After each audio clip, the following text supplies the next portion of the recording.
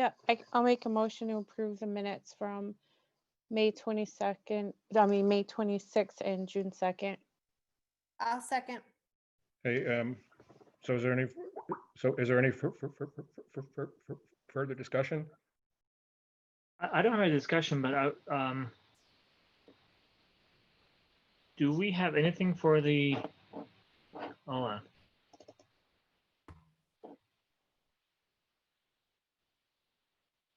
For the joint meeting? I have not seen the minutes to that, no. Okay. I just wanted to make sure if it was going to be part of the consent agenda, because it wasn't there before, but then we're all good. Okay. All right, so all those in favor? Aye. Aye. Aye. And all those opposed?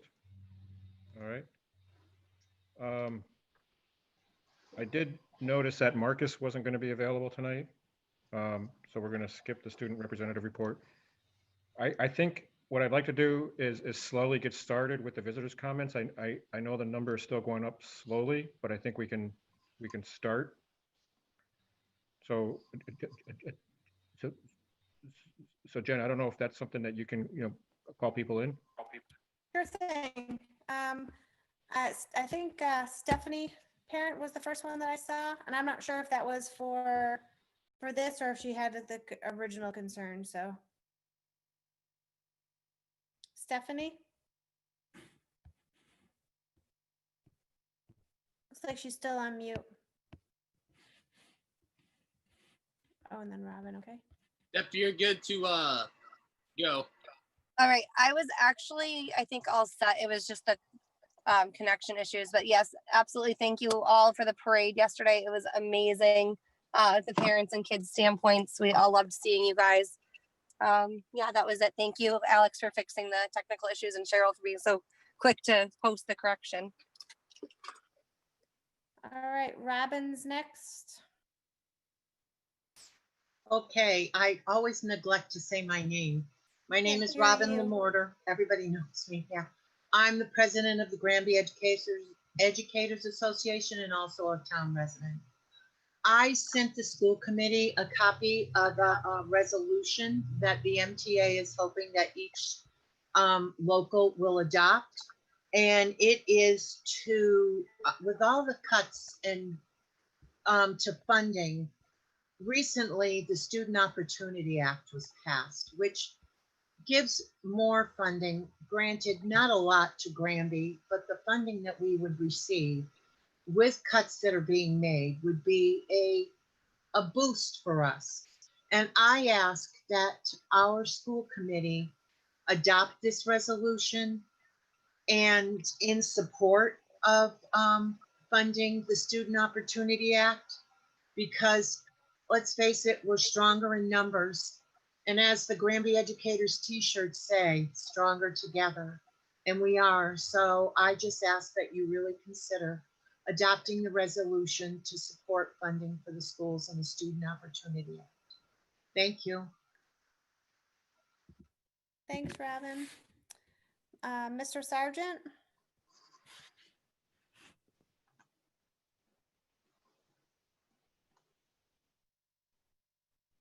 All right, Richard, you're good. Go ahead.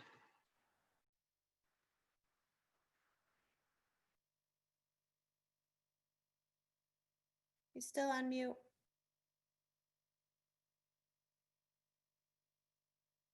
I don't know if that's something he does or if Alex does it.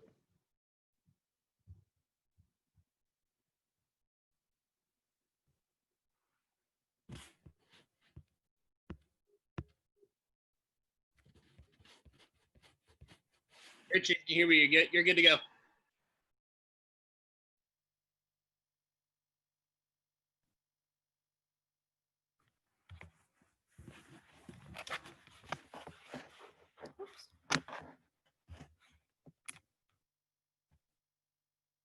Mr. Sargent, you might have to hit your own on mute.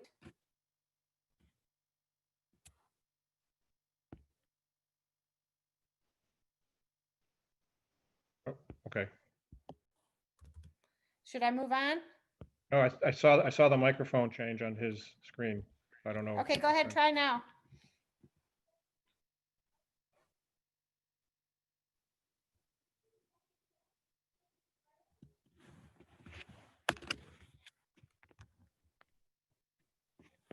I don't know. Is this, so can we try to come back to? Can't hear you, Mr. Sargent, he just texted on the Q&A. We can't hear you. So we'll come back to him, Alex, see if you can work on that for us, please. Kim Goldsmith.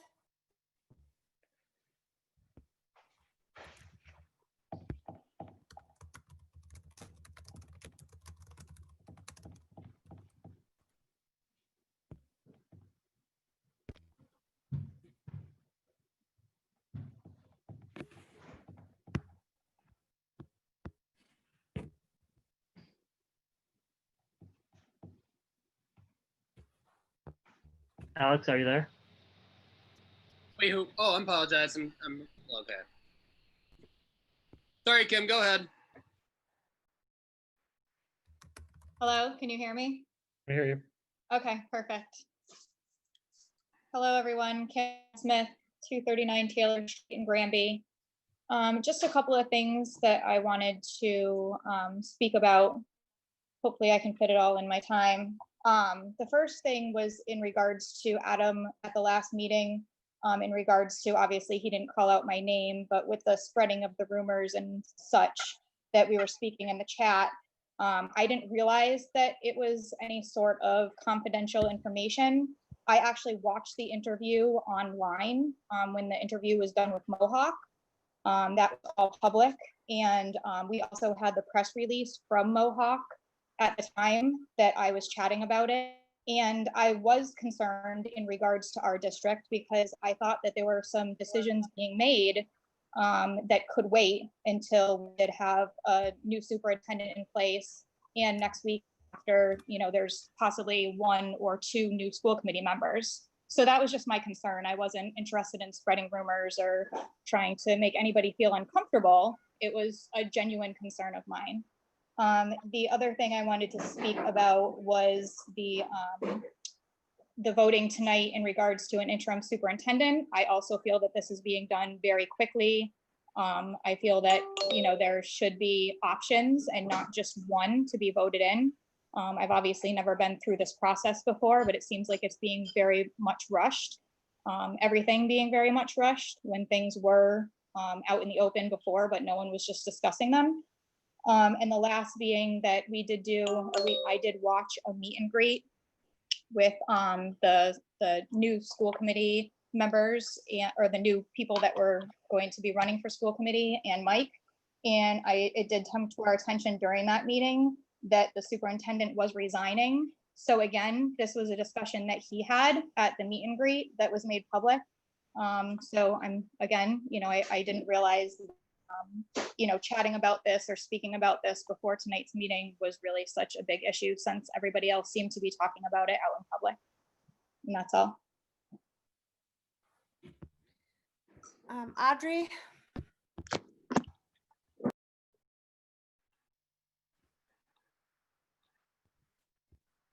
All right, Audrey, you're good. Awesome, thank you. Audrey Siudak, 21 Green Meadow Lane.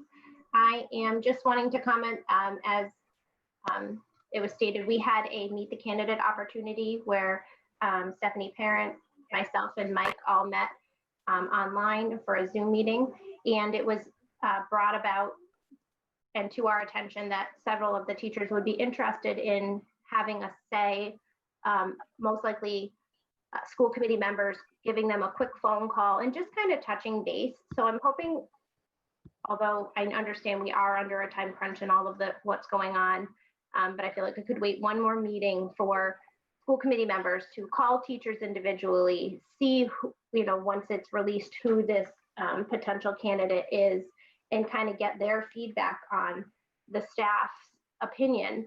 Because at this time, especially with all that's going on, hang on one second. Can you, Jason, sorry. With all that's going on right now, we really need our staff members, our teachers, to all be together. We don't need anything that's going to draw them apart. And as much as I think it'd be wonderful and important that it is someone that comes from within, we also need it to be someone that staff members have confidence in, and their opinion matters. So if the school committee members, top shelf, could reach out to them and and get their true, honest answers where they aren't going to be judged and they aren't, and hear from them. I think that would be very valuable. And that's it.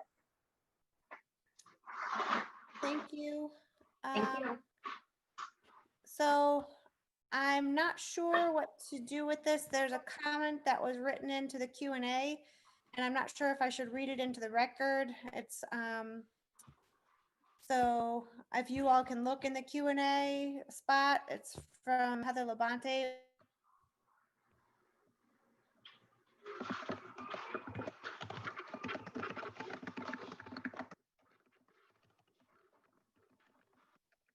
So yeah, I think she says she's happy to speak, so Yeah. I think that might be better.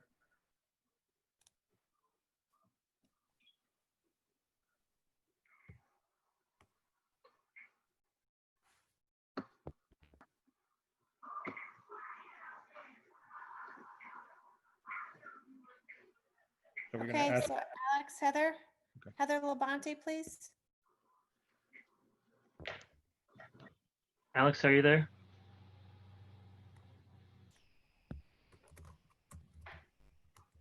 Sorry, hold on. Okay, can you swap visitors, please? That's what I'm doing. Thank you. Everything should be good.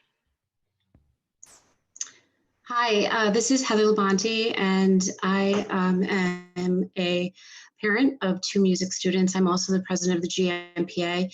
I just wanted to share I've heard some rumblings that there's potential for the music program to have some cuts, and I just wanted to share my support as a parent, as well as the president of the GMPA, that this is a really important program, and it supports a lot of, I think it's really important to the students as well as the community. And I just wanted to just speak up quickly about that. So those are my comments. Thank you. Thank Thank you. Krista Lindahl, I apologize if I butchered your last name.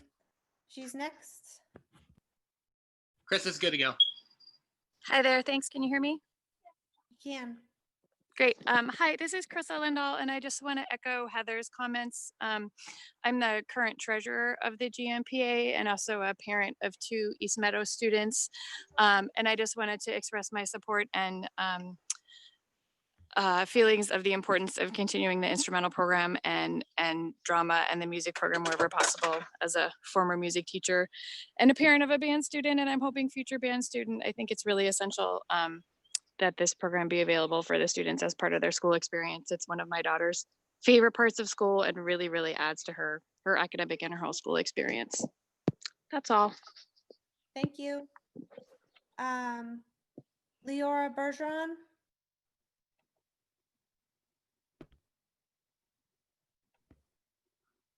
Who is it? Leora Bergeron. Leora Bergeron. Hold on.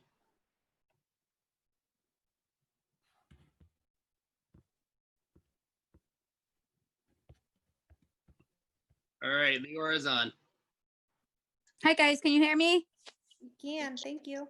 Hi everyone, Leora Bergeron, 142 West Street, Granby. Same thing, I just want to kind of mimic with what Heather Labonte said as well. I'm all for the music program and band. My daughter's a drummer in the band and she loves it. She loves the music program with Mr. Sargent, Mr. Walls. She's really looking forward to when she goes over to the high school to do the drama club and everything as far as that goes. So I really just support the music program and theater and band, and I don't want to see that go as a parent. So just wanted to put my input in. And that's it. Thank you guys. Thank you. thank you. But Cheryl, good luck also to you. Okay. I think, let's go back to Mr. Sargent and see if he can connect now. All right, Richard, you're on. Thank you everyone for your patience. All right, can you hear me now? Can hear you. Awesome.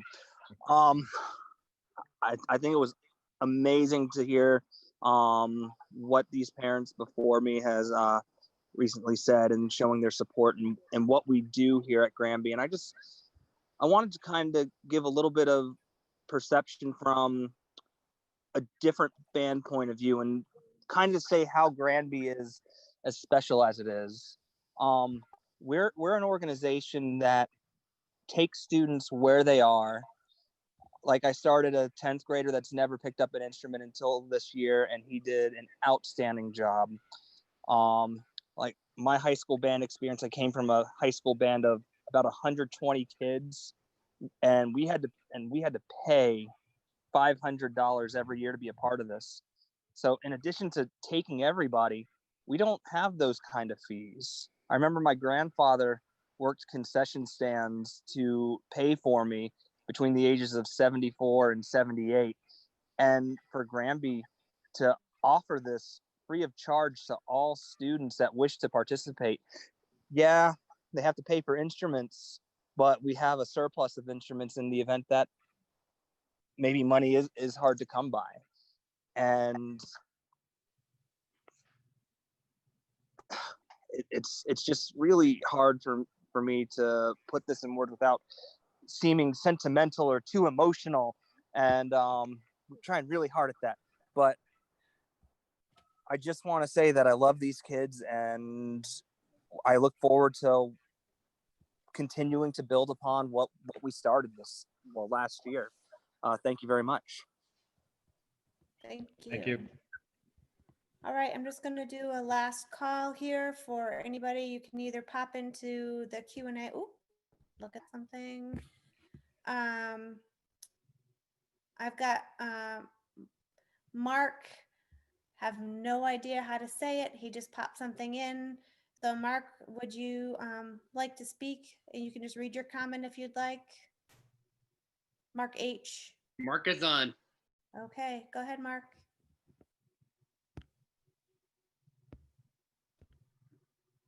Oh, he's still on mute, it looks like.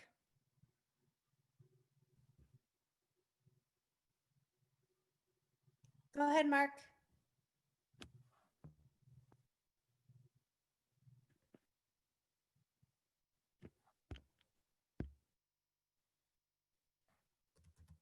Can anyone else hear him? Okay, he says he didn't plan to speak. Okay. So should I read his comments so that they're in record? Yeah, I've been meaning to have a discussion about how that works, but yeah, that's probably best. Okay, so now I hit dismiss on it and now I don't know how to get it back. So does somebody? All right, so you're gonna see these all pop up. Sorry, hold on. Hold on. Here it is. So the person's name is Mark Holobowich, maybe? Perfect. That's it, Hobowich.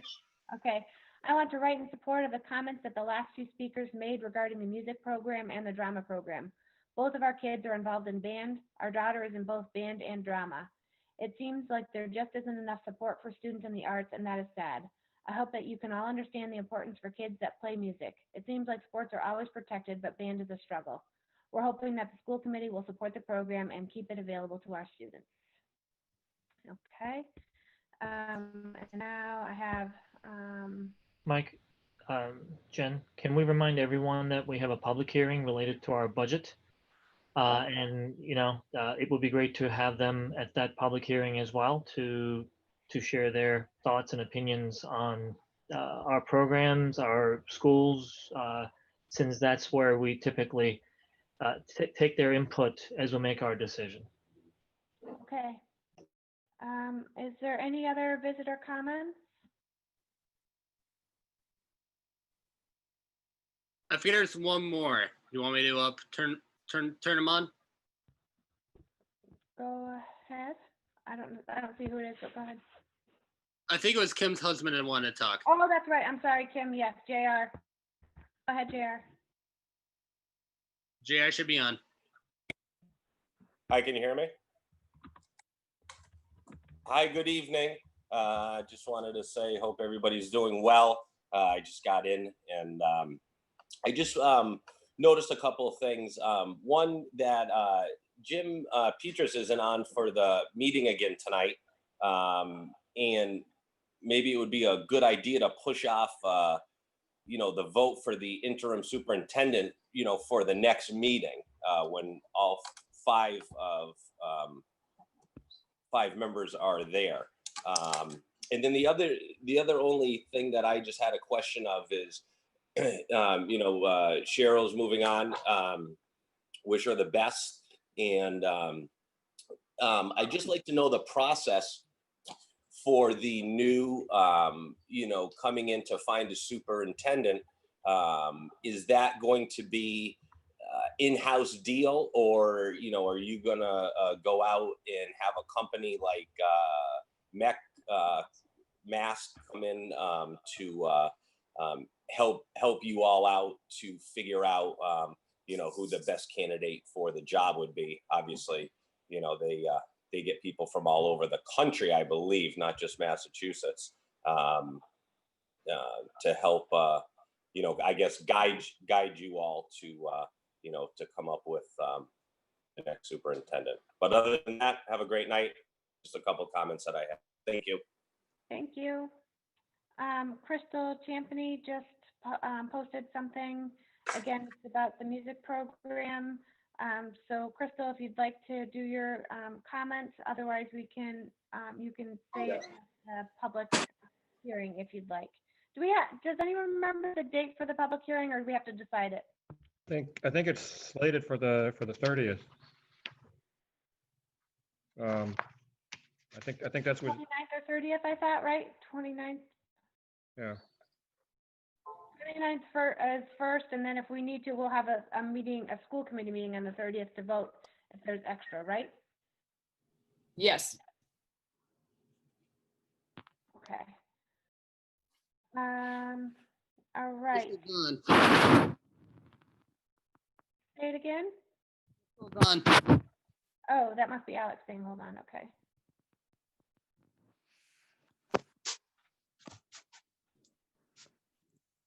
Yeah, Crystal's on. Oh, go ahead, Crystal. Oh, sorry, can you hear me? We can, yep. Okay, I do. I just wanted to support the program as well, and I will attend the public hearing when this comes up. But I just feel like this program is so important to our children, especially with all of the ways they worked so hard this year, and they weren't able to finish off the year with concerts and everything that was going to make it so fun for them. And then to think that there's a possibility of it not being there next year after all the hard work. And the cost and the money that the parents put in as well with these instruments. So I just wanted to put in my plug as well that I think it's a great program and support Mr. Sargent as well. Thank you. Thank you. And I think the last comment that I see is Marie Chosick.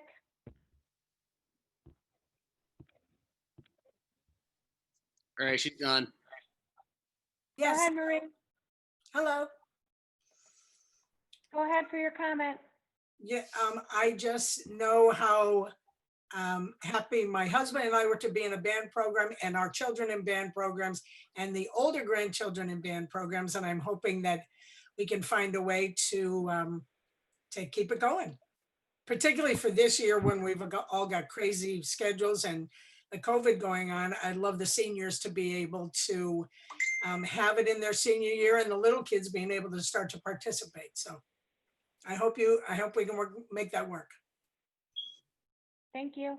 Thank you.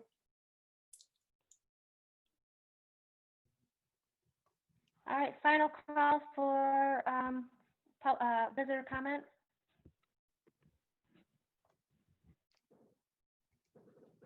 Going once, going twice. Okay, and I don't see anything else. Does anyone else see anything that I'm missing, or are we good to go? We're good. We're good, Mike, go ahead. Okay, I'm gonna, just so everybody's on the same page. No student representative report. I think I covered that because I saw the email from Marcus. I think he said he had to work. For new business, I'm going to push A, B, and C down a little bit and discuss D, E, F, and G, and probably old business, and then go back into the discussion on the interim superintendent.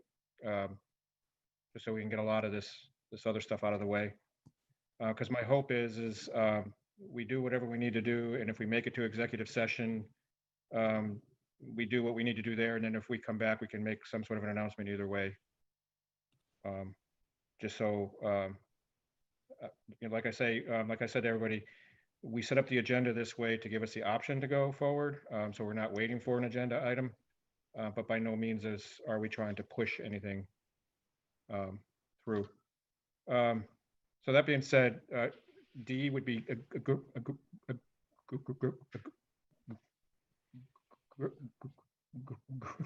Granby to go. Sorry about that. Granby to go, yes. Alex, can you please allow Judy DeLong in to speak? She is being promoted as a speaker, the panelist for time being. Thank you. Thank you. So, as you know, COVID-19 has really disrupted for many families the accessibility to food, whether it's through Granby to Go or other food bank programs. We actually just had a call with our state legislators, Eric Lesser and Mindy Dom, who are really spearheading a lot of the work on providing increased resources for stabilizing food accessibility for families. So we had a conversation with them yesterday, but I did want to have Judy come and speak a little bit about where we are in the Granby to Go program, give you sort of a year look at what we've accomplished and some goals moving forward. So Judy. Hi, everybody. Can you hear me? Hear you. Hi, my name is Judy DeLong. I am the program manager for the Granby to Go program. It's been my pleasure working in this program. When it first started in West Street School in the nurses clinic with about 30 students. And after that, it proceeded to move on to the wrestling closet with about 60 students. And as of 2019, we had about 109. And then we went up to 179 students. And we also serviced their families, which were up to 81 families. This is a great program in Granby. The reason why is a lot of student participation in this program to make it successful. They're helping their fellow students, whether it be with clothing, with a clothing drive, many different things with the program, a lot of different aspects where we try to help the student as a whole. This year we did receive our 501(c)(3), and we are also working with the Western Mass Food Bank. They've been fantastic working with us to make sure the students are getting food. And right now, while the students are out of school, we work with Neighbors Helping Neighbors, Amherst Survival Center. And also we're looking to make sure we're reaching out to families and setting up meetings to make sure that we're having all avenues met so that the families are receiving food. So it's a great program down the road. When we can, we'd like to have an open house and show people what we're all about, or please visit Granby to Go. It's really a great program, and I can't say enough for Neighbors Helping Neighbors and Amherst Survival Center. They've been wonderful and gracious with helping us out with our students. So I just want to say thank you to letting me speak, and the community whenever we've needed your help with any fundraising or anything. You've been wonderful. So thank you very much. Yeah, thank you. And thank you for all that. The next item is the GPS exclusion criteria.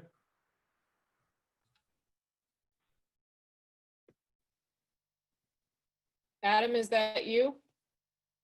I think that's, I think that would be the nursing, because it seemed to be one day. It's like all about. Oh, I apologize. Yes, that's Nancy Jenks. Okay. Can we give Nancy access, please, Alex? On her way. Thank you.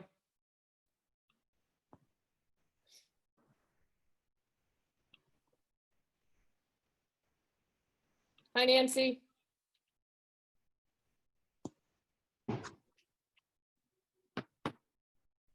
She's still on mute. I don't know. Can you hear me now? I can hear you. Okay. So we've been going through our policies and protocols to make sure that they're up to date and are current with the latest evidence-based practice. So the school physician and I have been reviewing our communicable disease exclusion policies to make sure they're in alignment with the CDC, the American Academy of Pediatrics, and the Mass Department of Public Health. So you should have received a Google Doc that includes several of the more common diseases that we may see in the school setting, including the exclusion criteria, the quarantine of anyone who may have come in contact with them, as well as prevention strategies. So each of these, again, was researched through, again, the agencies I discussed before, in ensuring that they are relevant to what we should be doing today and reviewed by the school physician. So I'm asking for confirmation of your approval so that we can put this forward beginning with the 2020-2021 school year. So you're looking for a vote? Yes. Okay. I just wasn't sure. I know, I thought in the past we had done some things like this, but I'm drawing a blank on some of it. Like, now is this new as far as this, the reason this is all by itself, or is this something that we voted on in the past?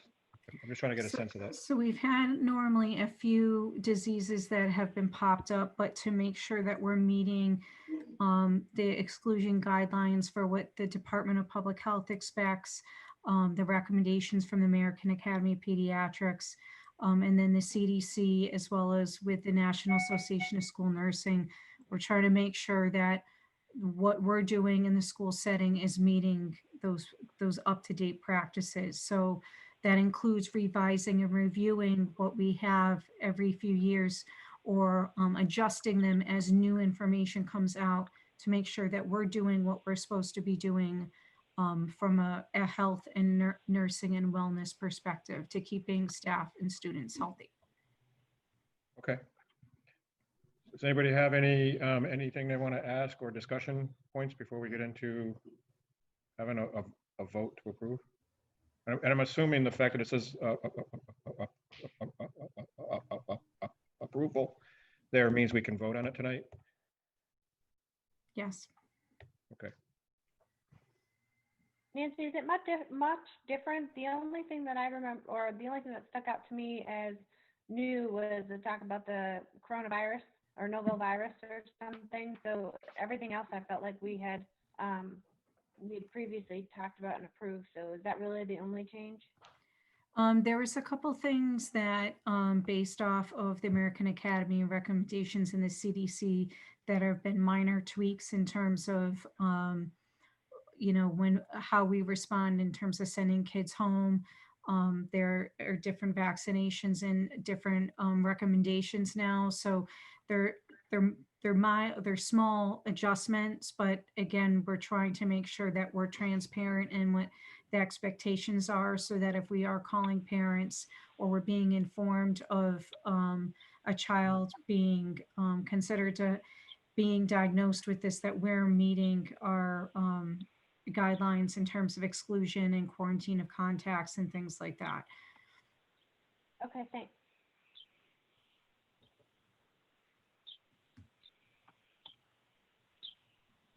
Right. If there's no further discussion, I think we can go into a vote. I'll make a motion to approve the exclusion criteria. Is there a second? I'll second. But so any further discussion? So, all right, all those in favor? Aye. Aye. And all those Aye. opposed? Okay. Thank you, Nancy. Thank you. All right, and then there's F and G, the budget 5% cut, and then the budget timeline. You want to kind of tackle those kind of in sequential order that way, Adam? Sure. Yep. There's a bunch of information that I put into the folder for you guys to take a look at.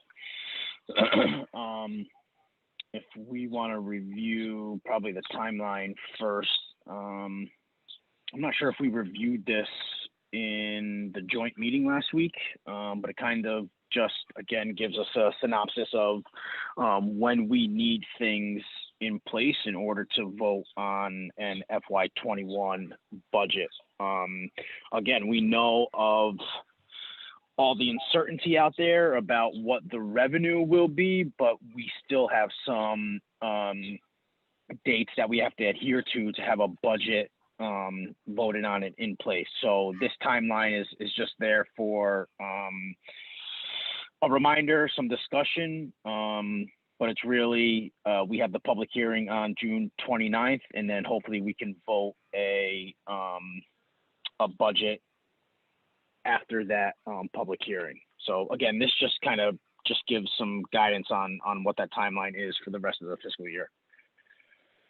I think in the past, or at least the past couple of years, we've had the hearing and then met right after the hearing to vote in that budget. So it sounds like this is, you know, it's the same thing as that, right? Yes. Yep. Okay. And again, obviously, we don't know what's coming down the road, but this is at this point just kind of the process that we need is to have a budget voted, and then we can always amend that once we know what's going on. Okay. Do we have any additional indication from the state as to how things are looking? No. To be honest, the state's been pretty quiet, which I don't know if that's a good thing or a bad thing, but there's really nothing coming out at the state level. Well, in my opinion, it is a bad thing because our budgeting process really starts with some input from the state. In the absence of that, you know, last week's conversation is a testament to that, you know, we're basically making assumptions, and some of those assumptions may be difficult assumptions to make. So I hope that at least, you know, I don't know how long we have to vote by the 30th. I hope they at least come up with some guideline as opposed to just, you know, staying quiet and hoping that things will go away. Yeah, certainly. I would I would hope there's some guidance over the next few days or week. But you know, as of today and since that joint meeting we had last week, there's been nothing as far as budget from the state. What now I'm going to ask the question here, and it's probably going to be really stupid of me, but what budget are we going to try to vote? I mean, I see the original budget, which I'd love to try, but I mean, it doesn't seem like that is even close to being something that is going to be realistic. And then there's the 2%, and then it just gets, you know, worse and worse and uglier from there, right? I just don't know. So I think I think the next item is we're going to talk about that. I kind of, you know, we're just going to go over all of the options, at least the two that Chris asked from us. And then the budget that we would like to move forward for that June 29th, June 30th vote. So there's a few different budgets in that folder. It might get a little confusing, and we can, I can certainly walk you through that and we can discuss that. I know Cheryl wanted to say something. It's Jen Bartos. Can you add my video back, please? I didn't want to blow my nose on camera. So, now I can't get it back. So as you know, the town typically gives us a parameter that we work within, and that leads to a balanced budget that goes on town meeting floor. But the result of the joint meeting was no parameter. So my recommendation to vote the school committee, school department budget is to take the FY21 governor's budget numbers, and then I think realistically look at a 10% reduction to Chapter 70. I think that that is realistic, but not alarmist. And I think that you will see, you know, as we heard at the joint meeting, you are going to see some reduction. But I think also, you know, giving Chris the FY20 less 2% less 5%, you know, that's important information for him. But I don't think that's a parameter that certainly we would be able to meet and open school next year and meet the criteria of DESE and what's going to be required of us moving forward. You know, we are funded differently in the school department. We do have to look at minimum town contribution, minimum net school spending in Chapter 70 and the combination of all that. So in speaking with the other superintendents, I do feel like an FY21 budget based on FY21 less 10% to Chapter 70 is reasonable and makes sense. But I would put the caveat that when the legislature does move forward with revenue projections and the budget process moves through its hearings, that we may see even a different number, so that while we're meeting the legislative parameter of having to have a school budget by June 30th, there's a big asterisk on that it may change and could change substantially given what the state legislature does. I will say I was just on a call with Jim McGovern and MASC. They, as you know, have the HERO Act out in the federal government. You know, hundreds of millions of dollars to school departments at the state level to be dispersed, much like you saw in ERA in 2008. Right now, that is heading its way to the Senate. And I think that there is, you know, some hope that that will get some support, either that or an alternative, so that, like we saw in 2008, municipalities, including school departments, would see some relief in terms of the huge reductions that, you know, that people are throwing out there, the 20% and things. So I think that's why the legislature in Massachusetts is kind of taking a wait and see a little bit, because if that funding comes, it will mean a substantial change in what we're able to accomplish in the budget season. Cheryl, I may be confusing myself. If we have to vote our 2021 budget by the 30th, if the information doesn't come in and the school committee votes for a 2021 budget, then are you suggesting that we still have the opportunity to go back and update it based on the information that may come based on the federal aid? Yeah. Yes. So, question. Well, technically, so that's an interesting point, because not technically, best practices, Emory, is that even in a normal budget year, we would go back and amend the originally voted budget by school committee once the final cherry sheet numbers have been released, and once the final budget moved through the House and the Senate and the governor signs it. So essentially, it's really no different. Obviously, we're under a little more constraint this year, but the process is, you know, vote a budget and then reconcile that to the final numbers once the governor signs it in. So I have a question.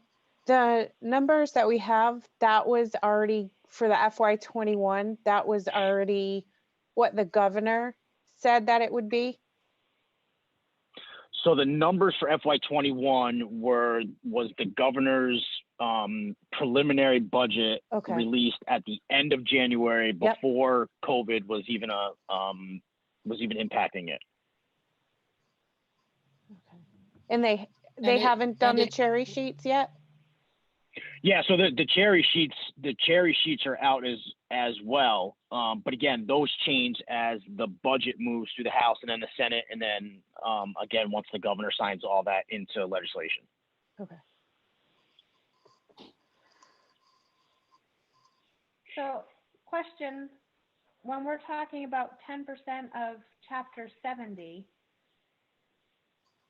how does that, I mean, where does that fit in with the itemized cuts that we had before? because 10% is more than 2%. So I'm trying, you know. Yeah, so this is where it may get a little confusing. Not confusing, because I'm thoroughly. Yeah, this is where yes, we're well aware that there's 3, 4 multiple different scenarios, but yes, it can get a little confusing. So I'm not sure how we want to go about trying to explain that, if we want to try to go about explaining that. Well, But talk to me like I'm dumb, and that will help, because I feel it right now. so the 2% and the 5% cuts that Chris were asking for were on our FY20 budget number. Okay, so that percentage, that total cut number right off the bat is going to be totally different number than if we were to apply 2 or 5% cuts to our projected FY21 revenue. Does that make sense to everybody? Does everyone get that? Because I know that was a little confusing too when we talked about it. So when Chris asked for the 2% and 5% cuts, what his plan is to have a 1/12 budget. So when he asked for the 2% and 5% cuts, he wanted them off of what our FY20 budget was. Make sense? So the way I understood this, right, is the 10% we're talking about is on chapter 70, which on your sheet is 4,686,000, right? 468,000 or whatever that may be. Yeah, that would be the 10% on that piece. The 2% cut was to the overall budget, and that came to 559,000. So it's really the percent on what you're trying to place, right? Again, though, it's apples and oranges. So Chris is asking for 2% and 5% cuts on our operating budget from last year. Yep. We're taking 10% off of our revenue for FY21 and then building the budget that way. Right. But the bottom line here is if you look at the 10% off of the chapter 70 money, that's less than the 2% that they asked us to take a look at for that, for that exercise. Correct. Yep. Correct. Mm-hmm. That's still I'm sorry. Right. And if I can, it does not make sense to me to ignore that the minimum town contribution for FY21 under the Student Opportunity Act went up over $250,000. So I think using FY20 is very low as a place to start. And so I think it's almost unreasonable. Again, I get why the other departments would be funded that way or asked to cut that way, but it doesn't make sense for the school department because the minimum town contribution, as I said, went up substantially based on law. So I think we have to be careful about that. And our starting point just needs to be different. Question. When they asked, I'm not talking about the town, when the state asked us to just potentially look at, were they doing it based off of what they projected the FY21 numbers are going to be? Because they had already posted the projection. So to have us go back to FY20 when we already know what FY21 is going to be, it's kind of difficult. So again, when you say they, who are I mean the said not state, the town? Not the town, Yep. the state. When they asked us Yep. to look at this, is it based on what they already gave us as a projection? So a couple things. These the 10%, 15%, 20% cuts, none of this has been any guidance from the state. This is just what districts around the Commonwealth are preparing for. So none of this guidance came from the state per se. It's just what every other district in the Commonwealth are preparing for. Some districts are planning to cut 20% from their Chapter 70 and build the budget that way. So it's kind of, each district obviously is different depending on the fiscal nature of that district, but there's been no guidance from DESE saying Granby cut 10%, another district cut 15%. We're kind of just projecting the worst at this point.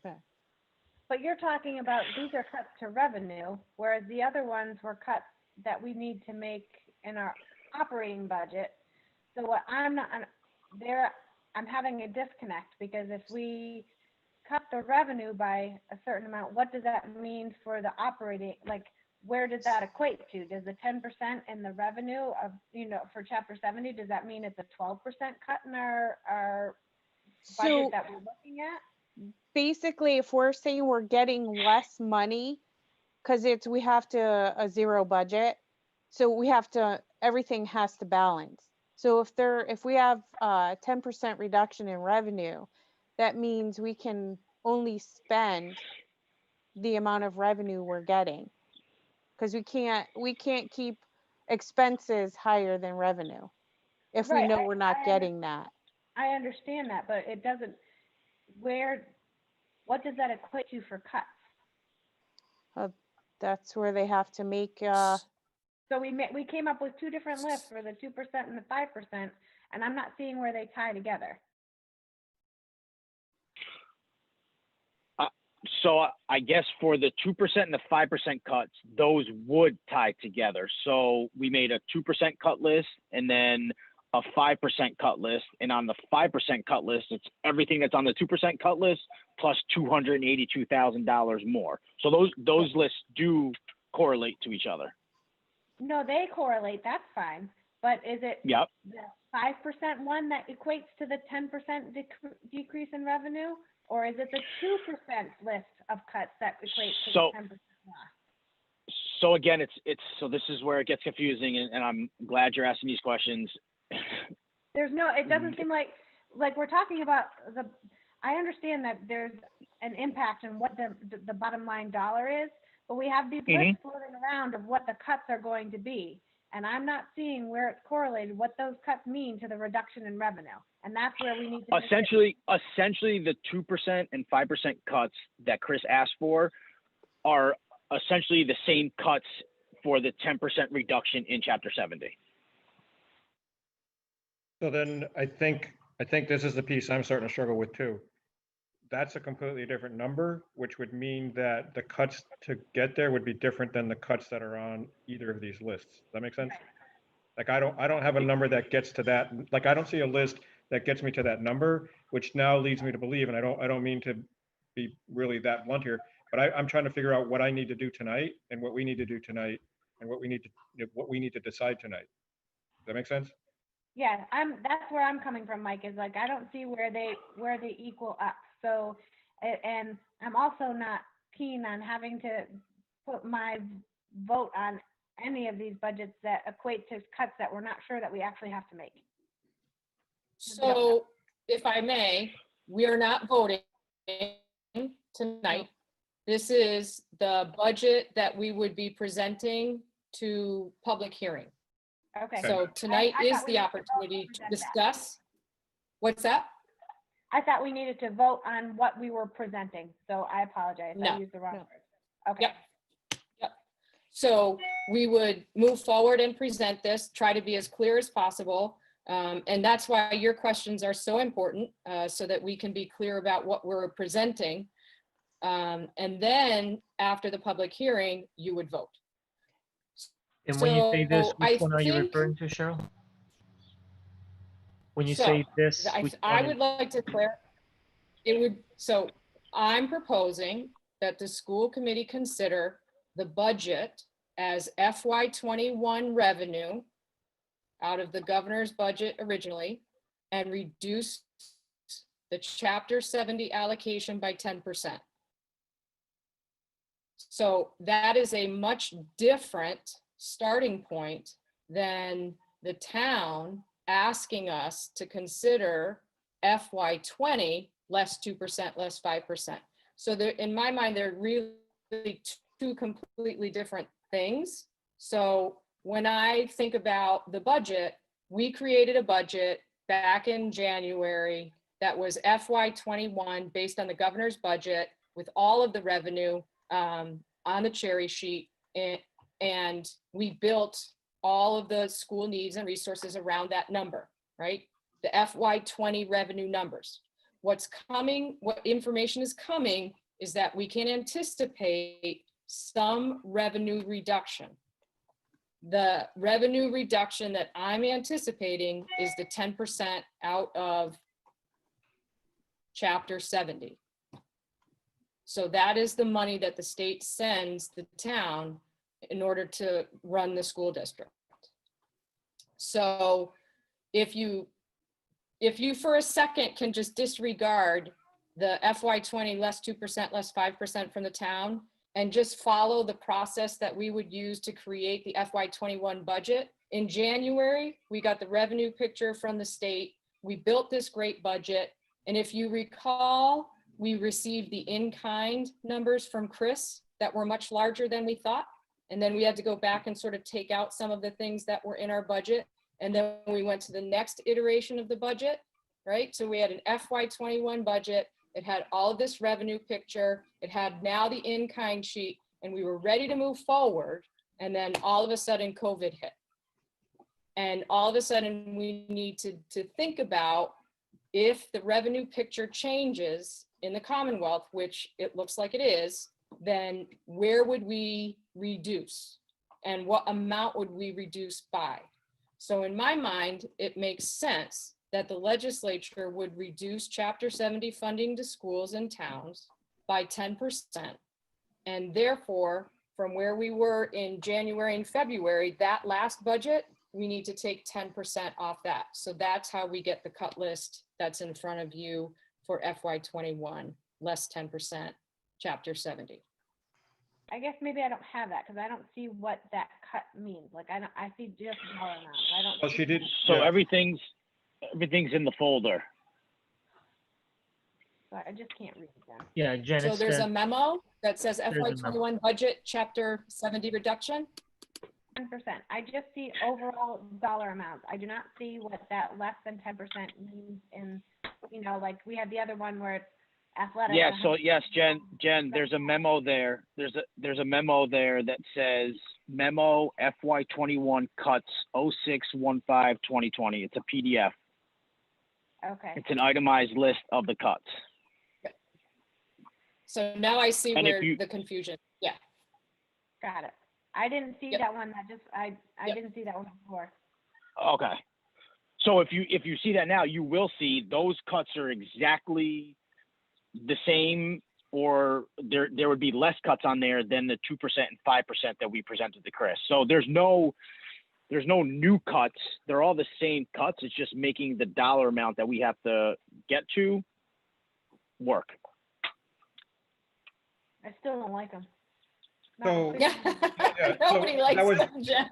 that was going to be my question: is if we approve the dollar amount, do we have the ability to haggle and fight over what eventually does get cut? Because I'm just thinking some of this I'm whatever, right? There's some of it on this list that it is what it is, and if it has to go, it has to go. And then there's other parts of the list that I think we're shortchanging, the district. And if it's any way, if there's any way that we can get at least parts of it in, that would be the direction I would want to go. But I understand the need to kind of hit a dollar amount at the same time. And then I also understand we need to start making plans if stuff needs to be cut. Those plans also have to be made. So I get it. I'm just wondering what the next step is. Well, that's the conversation right now, right? So, to Jen's point, there are no good cuts. We are lean to start. I think this represents least impact in the classroom. And if the school committee wants the DLT to, look at other options, we can do that. Although I'm not sure what other options are there. The largest percent of our budget is salary. So we really start to get at personnel when we start to make $500,000 cuts in the budget. who's gonna want to come to this? Who's getting Yeah, crazy? to Cheryl's point, I mean, we're 80% salary and 10% like all other expenses. So, you know, and we mentioned this in the last meeting, what we tried to do was stay as far away from the classroom as we possibly could. So we didn't impact any of that instruction. And also to Jen's point, yes, I mean, we don't want to make any of these cuts, obviously, but, you know, we're unfortunately at a time where, you know, ultimately we're going to have to make cuts.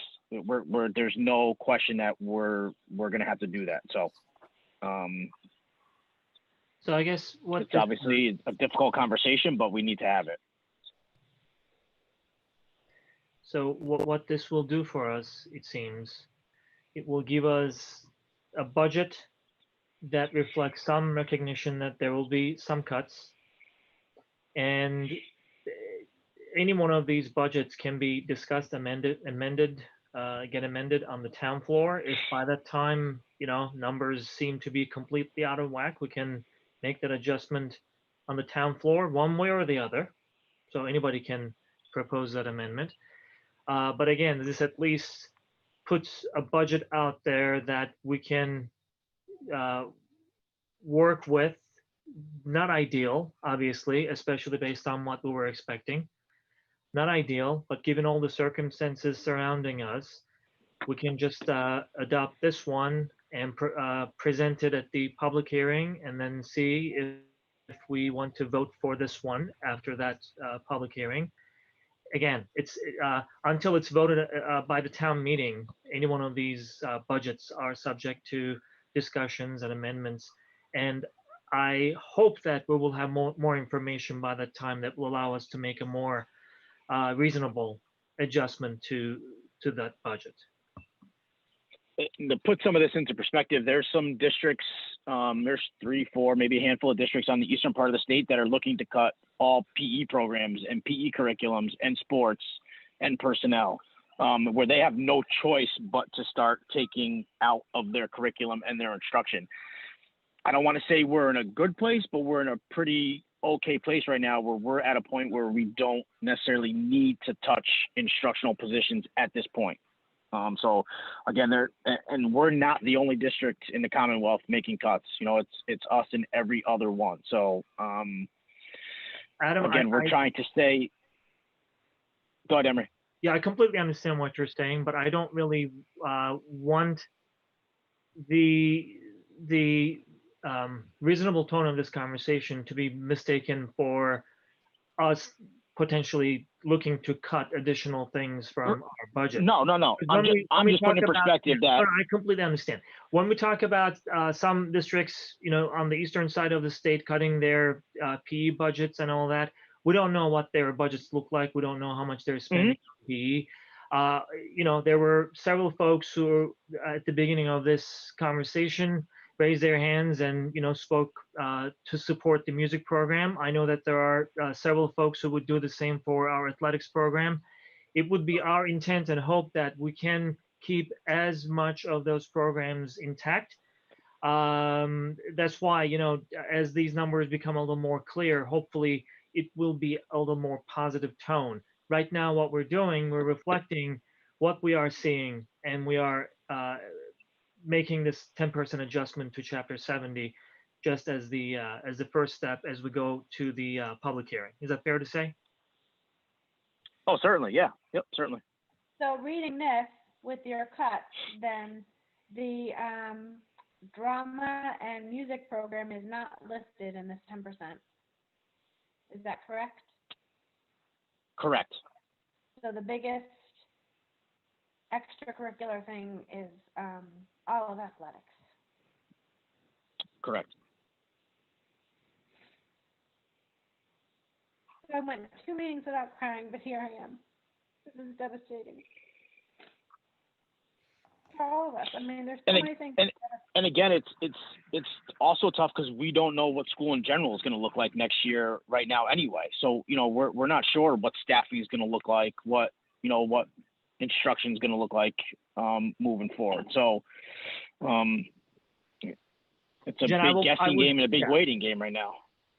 I think we're all on the same page. We're in agreement that it's not really ideal, but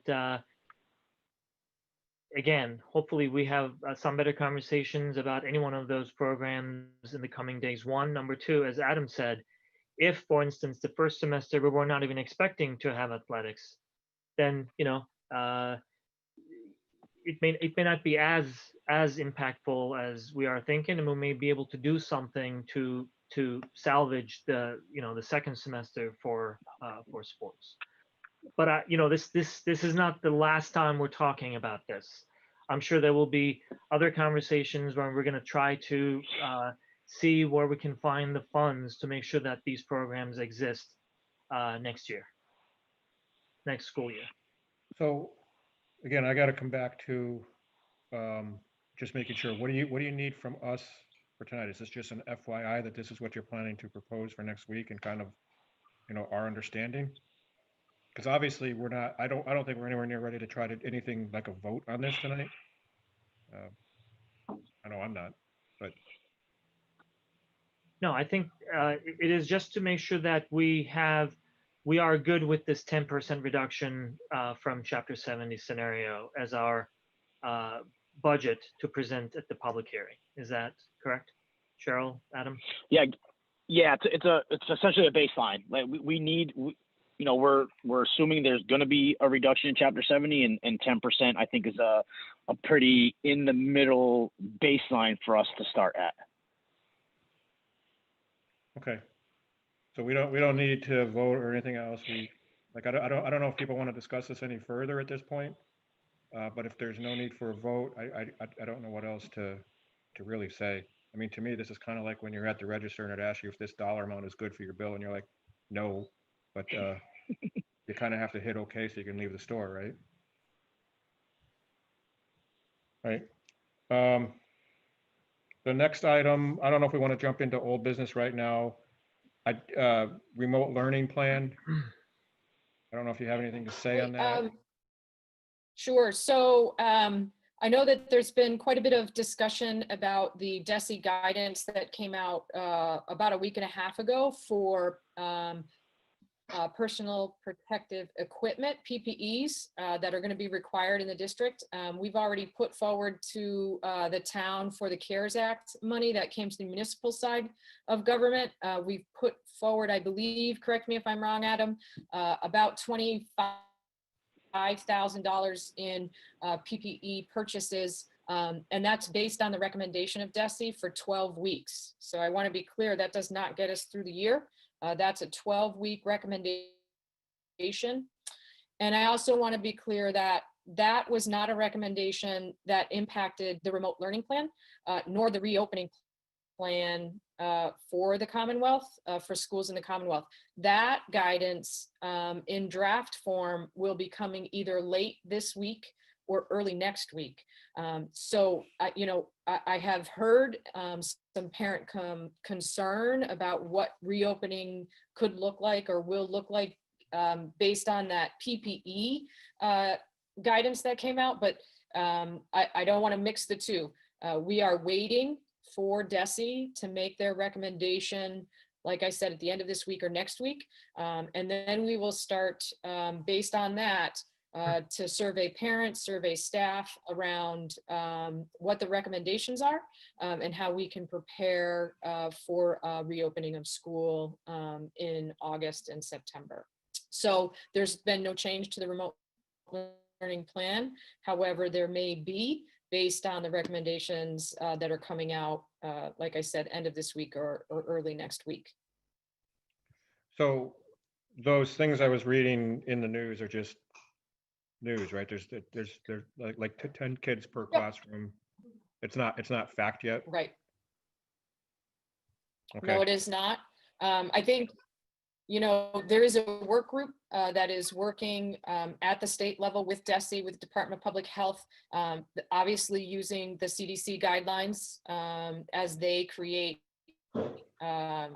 Commonwealth specific guidelines. But in several of the calls with the commissioner, it's very clear that it is not the intent to use the PPE guidance as any kind of determinant of how the details around how we're going to open schools. You know, to say that we're going to have 10 kids in the classroom, we do not know that yet.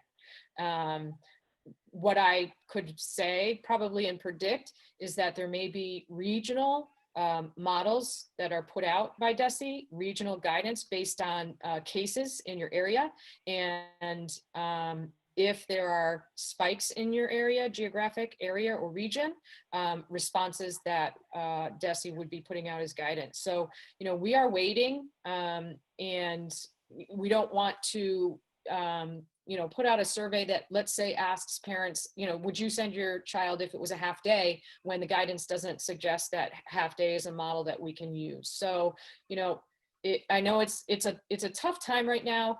There's not a lot of information out there, and I actually appreciate that DESE is taking a slow approach with this, because they are getting input and feedback from a lot of stakeholder groups, so that when the guidance does come out, it should be well represented of constituencies, so that we can then move forward at DLT and then share with parents. Okay. I mean, I myself would argue that I would have hoped to get information faster, because it's all going to impact the budget at some point, right? So yes, we don't know how to structure a budget from a couple of different fronts, really, is kind of what I'm sensing. Right. Right. You can expect that there will be recommendations around class size, students per classroom per square feet. Whether that's a directive or guidance, we're not sure yet. And whether that comes at grade level specific guidance, let's say for pre-K through 2, 3 through 6, and 7 through 12. You know, based on what we're seeing in the scientific research, I think you'll see some differences in approach for the grade levels, given how COVID-19 is affecting the different levels. But there's a whole host of things that we're waiting on. Did you lose me? My connection is unstable. No, you're good. And to your point, they will. Okay. To your point, they will have.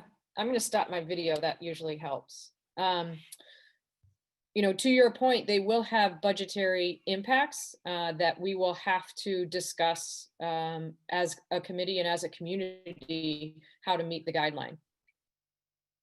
Okay.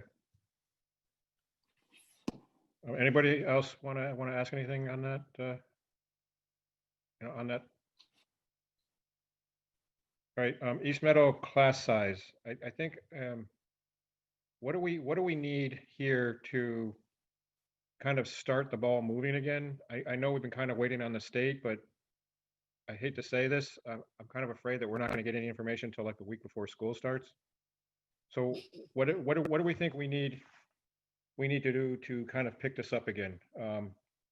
Right now, if nothing else is to happen, we've got one class that is currently in 3 classrooms. It's going to be squeezed into 2, and I'm just not sure what our next steps should be on this one. So we can at least start to plan for it and ask for things that we might need to make a decision. Can we get updated numbers of what those classes are, like with current enrollments and everything? Because I've lost the thread, and I just want the, you know, current registrations and everything else. Yep. So I would suggest that the committee send me a list of what you're looking for in terms of information, updated information. We do have an enrollment dashboard that we are going to roll out for you at the next school committee meeting, even if it's at the public hearing. It will answer, I think, some of your questions around where we're at specifically, but we would certainly want to add the class sizes per grade level to that.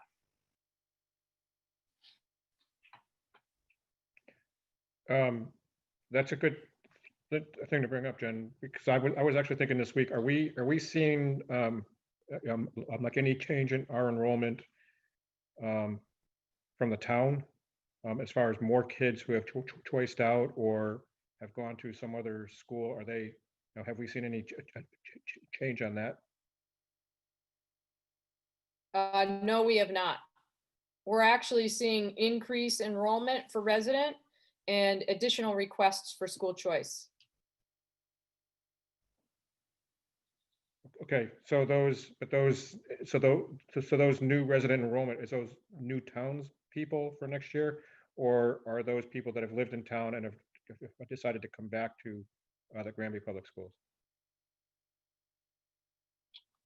Off the top of my head, I don't know the exact numbers, but it is a combination with more people moving into town than more people who may have been in a different district or have been homeschooling returning to school.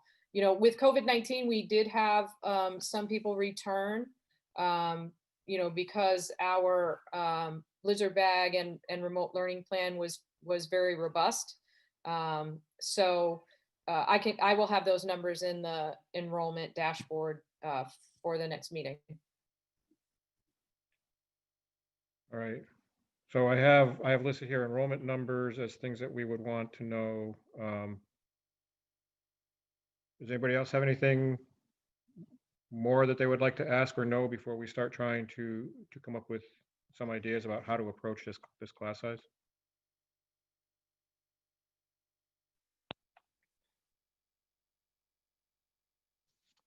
Okay. I'm going to jump back now and go back to A in new business, where we start the 3 items about the discussion of the interim superintendent. I did see that Jim has made it. He's been here with us for a little bit now, but I just did, I also wanted to make that announcement. So I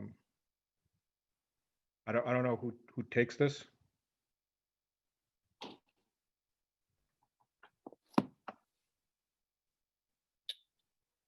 I can start you off. You have accepted my resignation, and that is certainly bittersweet for me. I have truly enjoyed and loved my time in Granby. We've done a lot of great work, and actually, when you look at the new enrollment dashboard, you'll see, I think, in hard data, some of the improvement that we were hoping for with some of the changes that have been put in place as we worked as the school committee and a strategic plan in the DLT. So I appreciate all of that hard work that everyone's pulled together to do. At this point, there has been discussion about an interim superintendent as I resign. And so I think the conversation really is first and foremost, if the committee is in support of an interim superintendent. I think that's the first question. Okay. And then we would vote on that. Yeah, we Yes. just go step by step. Yeah. Okay. So then the first question is, as Cheryl said, are we in favor of an interim superintendent? And my thought is we kind of have to, right? Because if she's leaving, we need somebody here to run the district while we take the time to find a longer term solution. Right. I agree with that. Yeah. Okay. So I guess I need a motion to have an interim superintendent. So moved. Second. Okay. Any further discussion? All right. All those in favor? Aye. Aye. Aye. All those opposed?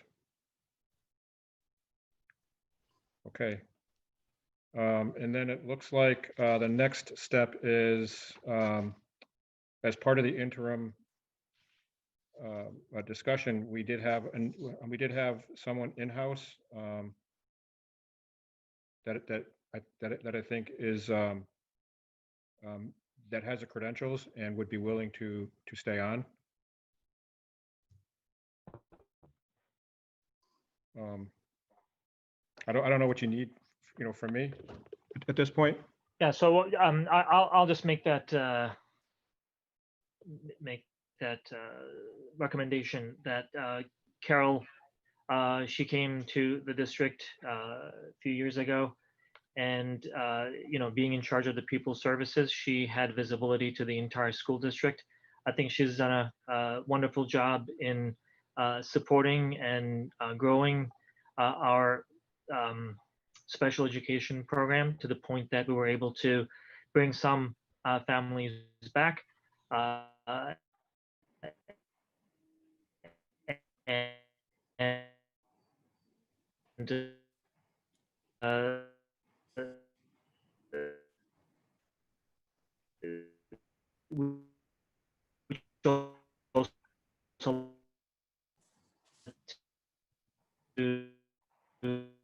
some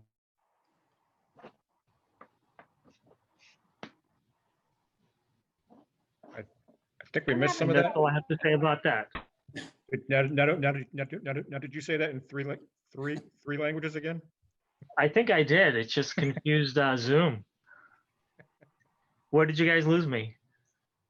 Right after she came to the district, and she's been doing the prior role for a number of years, and she had. Yeah, so let me just, it seems like it was at the beginning. I think she's done a wonderful job as a people services director. What I was saying, which is I think equally important, is that her role is basically a role that ability to the entire district, all of our schools.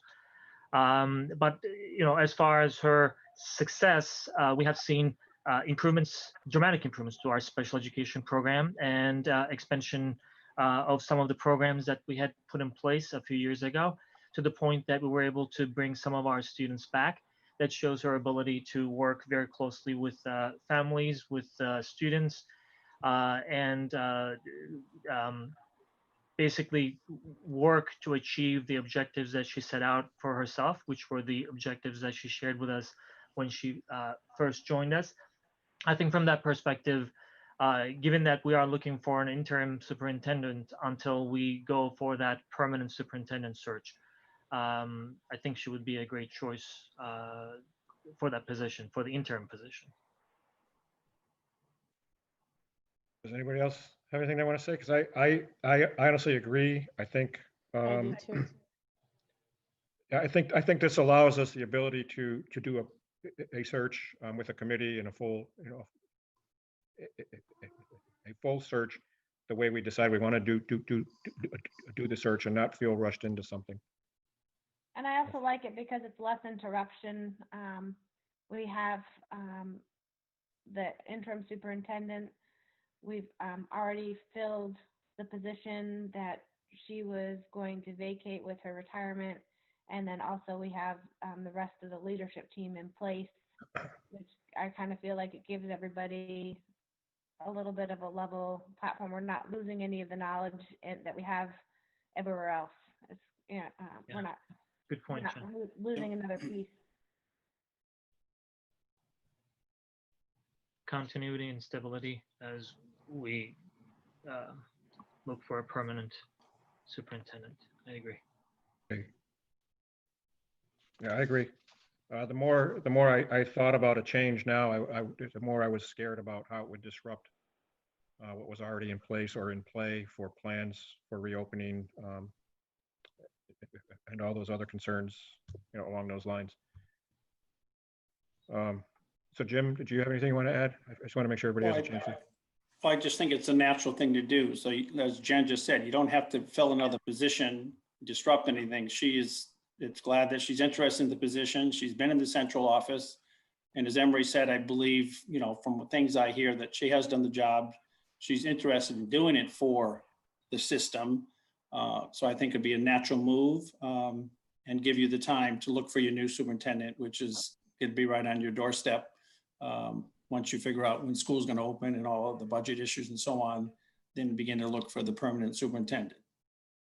Nothing against the other candidates, who I'm sure will all do a good job, but now you don't have to worry about filling their positions if you were to think of appointing somebody else. I just like the continuity that this presents. Yeah, and personally witnessed the same thing that Emery was saying. And the culture and everything about the buildings, especially with what we're going through right now, I really don't want to change. It's going to be a hard transition.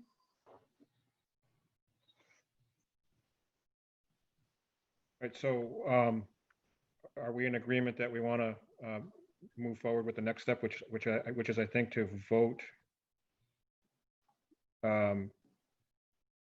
vote to approve her, but then I'll make that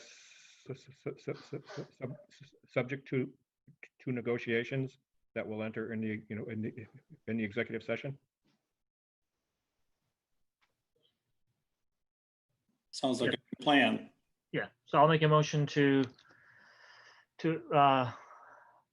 vote Carol Hepworth as our interim superintendent until a search for permanent superintendent has been concluded. I'll second. Right, and do we? And I don't know the legalese around this. I just want to make sure. Do we need to include this subject to other negotiations? Yes, subject to negotiations. You can. I will amend my motion that way. Okay. All right. If everybody's in agreement, then I will take a vote for this move. Okay. So all those in favor?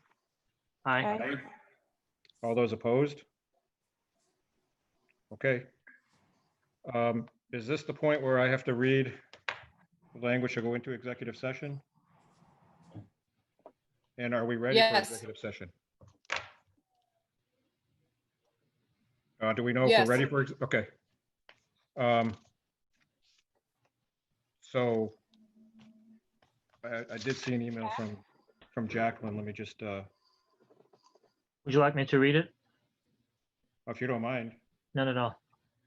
So the school committee will vote to enter into executive session under Massachusetts General Law, Chapter 30A, Section 21, Part A3, to conduct strategy sessions in preparation for negotiations with non-union personnel, or to conduct collective bargaining sessions or contract negotiations with non-union personnel. Okay, and then I think I think we have to note that we will be returning to an open session. Okay, the school committee will return to regular session At what time? when we're done. Okay, so we just leave this one, but we have to restart it, right? Or do we just leave? How does that work for the call? I think We I think leave we this one. Yeah, that seemed to work the last time. Alex kept it open. Okay. Right. All right. That's all on you, Jacqueline. Oh, sorry. I'm sorry. Mr. Simpson, Aye. Mr. Evan, Aye. Mr. Peaches, Aye. Miss Mallett, Aye. and Miss Bartos. Aye. Thanks. We will be returning. Yes, you did, Mike. Right. With that being said, I don't think we have anything else on the agenda at this point. Do we have superintendent's report or anything like that? No? Okay. No. No update, no. And I don't think we want a business and facilities report after the earlier discussion about possible.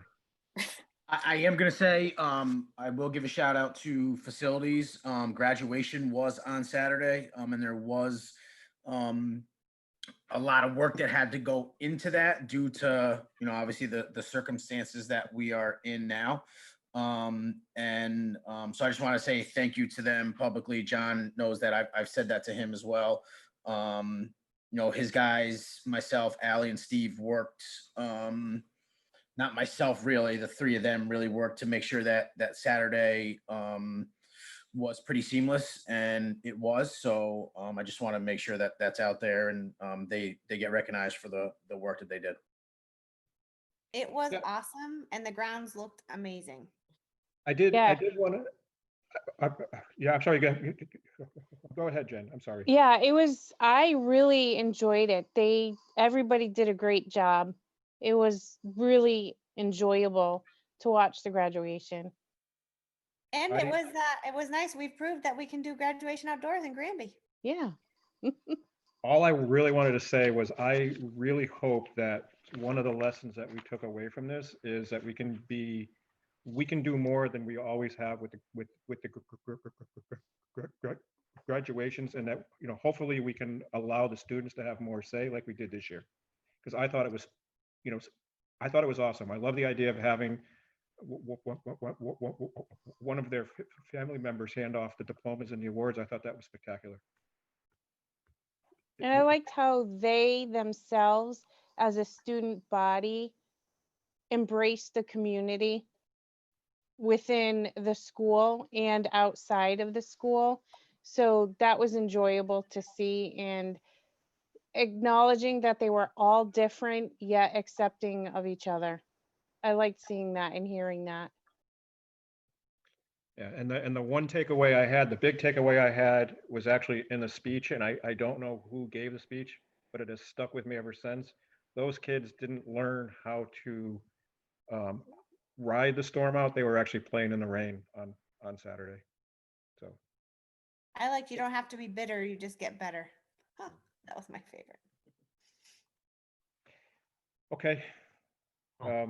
Yes, Adam, please say thank you to everyone who was involved. I know that Stephen and the committee that was put together, they've done a great job. So congratulations to all the graduates, but thank you all who made it happen.